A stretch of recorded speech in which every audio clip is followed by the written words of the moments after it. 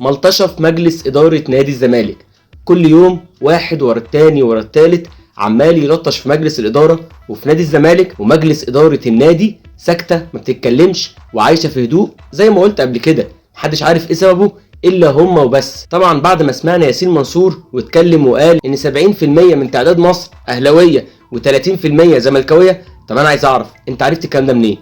هو في احصائيات طلعت وانا ما اعرفش؟ طب في حد قال تعداد لجمهور النادي الاهلي فانت خلاص قيمته ب 70%؟ محدش عارف النسب قد ايه، ولا تقدر تقول حتى نص بالنص، ولا تقدر تقول ان الزمالك اكتر، ولا تقدر تقول ان الاهلي اكتر، لان في زملكاويه كتير في مصر وبالملايين، وفي اسماعيلاويه، وفي ناس بتشجع المصري، وفي ناس بتشجع الاتحاد، ففي ناس كتير بتشجع نادي الزمالك وباقي الانديه. انت مش عايش لوحدك في مصر. نيجي بقى لتاني واحد، استاذ محمد الضماطي اللي بيقول احنا منافسنا الحقيقي بيراميدز. طب انا هرد عليك بالورقه والقلم، وواحد زائد واحد بيساوي 2. نادي الزمالك لمعلوماتك المتاخره جدا جدا جدا اخد كاس مصر السنه اللي فاتت، واخد كاس السوبر الافريقي منك انت شخصيا. يبقى ازاي المنافس بتاعك هو بيراميدز ومش نادي الزمالك؟ نيجي بقى لفريقك اخد الدوري بالرابطه بقانون يكاد يكون غلط، والناس كلها عارفه ان هو غلط، لان انت ما اتخصمش منك 6 بونت، اتخصم منك 3 بس. لكن لو انت بيحصل فيك زي اي فريق في العالم، مش هتاخد بطولات السنه اللي فاتت، ومش هتقدر تتكلم مين ينافسك او مين ما ينافسكش، لا، لان انت اصلا خارج المنافسه.